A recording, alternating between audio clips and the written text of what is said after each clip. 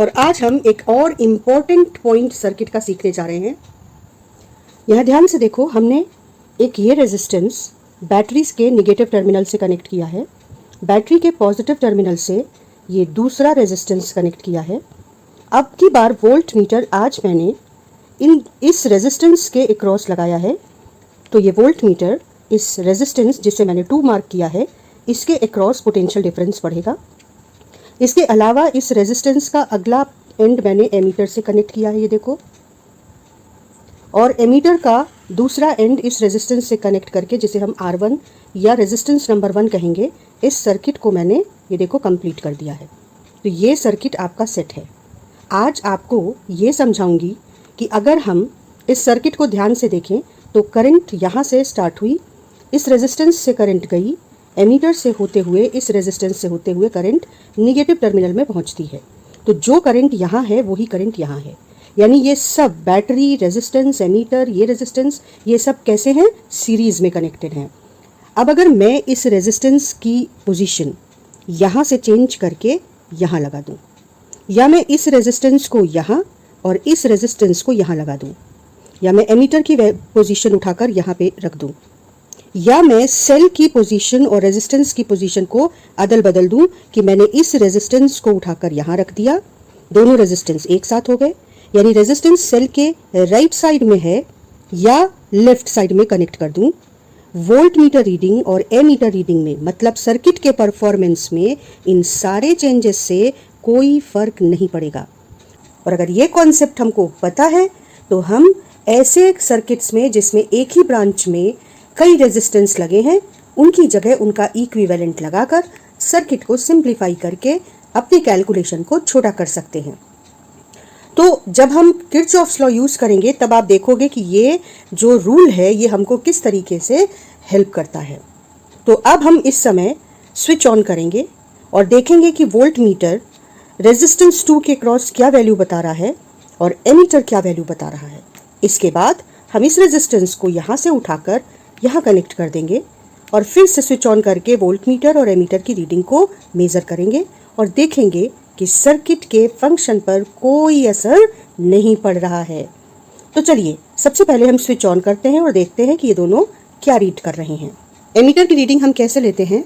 सबसे पहले हम लीस्ट काउंट निकालते हैं। 10 डिवीजन्स की वैल्यू अगर 0.2 है तो 1 डिवीज़न की वैल्यू 0.2/10 दैट इज़ 0.02 एम्पियर होगी। और उसके बाद हम देखते हैं कि 24th डिवीज़न पर हमारी नीडल है, तो एमीटर की वैल्यू हो जाएगी, रीडिंग हो जाएगी 24 into value of 1 division that is 0.02 ampere. इसे हम नोट कर लेंगे। और हमारे वोल्ट मीटर की रीडिंग है, पहले इसका लीस्ट काउंट देखा, 10 डिवीज़न की वैल्यू 0.5, तो 1 डिवीज़न की वैल्यू 0.05, और ये है 6th लाइन पर हमारी नीडल, तो 6 इंटू 0.05 वोल्ट्स। अब हम रेजिस्टेंस की पोजीशन को चेंज करेंगे। तो देखिए अब हमारा सर्किट कुछ ऐसा है कि पॉजिटिव टर्मिनल से R1 जुड़ा है और R1 का दूसरा एंड R2 से जुड़ा हुआ है। R2 से वोल्ट मीटर भी R2 के क्रॉस लगा हुआ है और R2 का दूसरा एंड एमीटर से कनेक्टेड है ये, और एमीटर का दूसरा एंड बैटरी के निगेटिव से, तो ये एमीटर का दूसरा एंड यानी निगेटिव एंड बैटरी के निगेटिव से जा रहा है। तो अब हमने रेजिस्टेंस को यहाँ से उठाकर यहाँ रख दिया है और हम फिर से एक बार वोल्ट मीटर और एमीटर की रीडिंग्स को पढ़ेंगे। तो हमारी रीडिंग है 24 इंटू 0.02 एम्पियर और वोल्ट मीटर की रीडिंग है 6 इंटू 0.05 वोल्ट्स। तो बेटा अभी हमने जो प्रैक्टिकल ऑब्जर्वेशन किया उसको अब कंक्लूड कर लेते हैं कि अगर हम एक सीरीज में कनेक्टेड सेल और रेजिस्टेंसेस की बात कर रहे हैं, एमीटर की बात कर रहे हैं, सीरीज में मतलब सेम करंट फ्लो हो रही है इन कंपोनेंट्स में, तो अगर आप इन रेजिस्टेंसेस की पोजीशंस को इस सीरीज कॉम्बिनेशन में चेंज करते हैं तो उससे सर्किट के परफॉर्मेंस पर कोई फर्क नहीं पड़ेगा। और इसलिए हम इस R1 को सेल के इधर भी ला सकते हैं और इस R2 को सेल के इधर भी ला सकते हैं। तो अगर मैंने अपने एक्सपेरिमेंटल अरेंजमेंट में R1 को यहाँ से उठाकर यहाँ रख दिया तो हमने देखा कि पोटेंशियल डिफरेंस में और करंट में कोई फर्क नहीं आया। और इस कॉन्सेप्ट को अगर हम ध्यान रखेंगे तो हम बहुत सारे कॉम्प्लिकेटेड सर्किट्स को सिंप्लीफाई करके अपना कैलकुलेशन कम कर सकते हैं। फॉर एग्जाम्पल 2018 में पूछा गया ये क्वेश्चन, ध्यान से देखो, इसमें उन्होंने I1 और I2 पूछा है, ठीक है। अब देखो, जब करंट फ्लो कर रही है तो अगर आप 34 वोल्ट से करंट सेल से करंट जो निकली उसे देखो तो ये करंट ऐसे जाएगी, इस तरीके से जाएगी।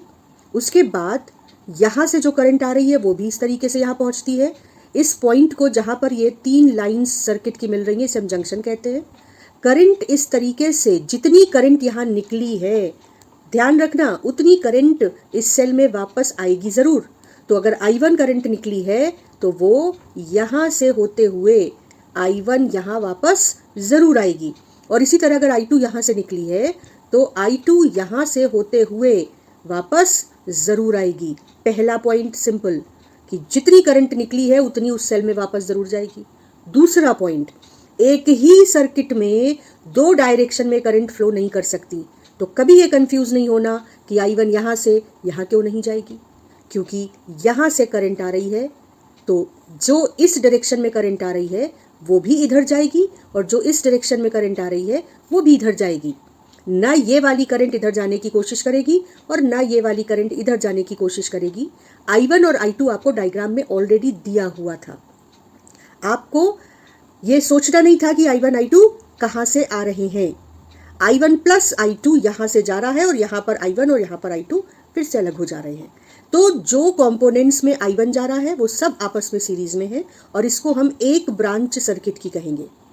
ये दूसरी ब्रांच सर्किट की और ये तीसरी ब्रांच सर्किट की जिसमें I2 जा रहा है। अब अगर आप इसको देखो तो यहाँ पे ये 3 रेजिस्टेंसेस अलग अलग लिखने की ज़रूरत नहीं है।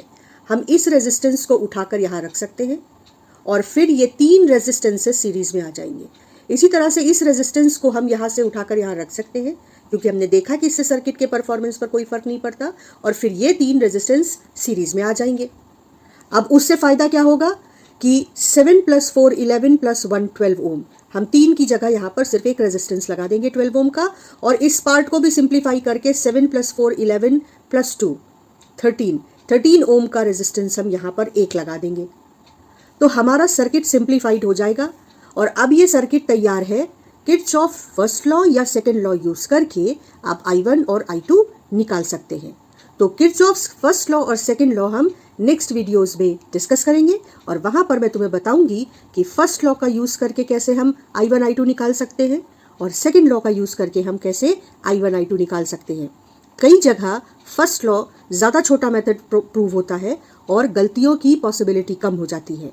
तो आपको फर्स्ट लॉ का एप्लीकेशन भी ज़रूर सीखना चाहिए। नेक्स्ट वीडियो में हम किरचॉफ फर्स्ट लॉ को यूज़ करना सीखेंगे और हम इसी क्वेश्चन को आगे बढ़ाएंगे। मेरे handwritten PDF form of all the topics notes are available on my Telegram channel. Link will be given in description box. And all important topics related with this topic, उनका video link भी आपको description box में मिलेगा जिससे आप current electricity को पूरा topic एक ही जगह एक ही प्लेलिस्ट में पा सकें और प्रिपेयर कर सकें।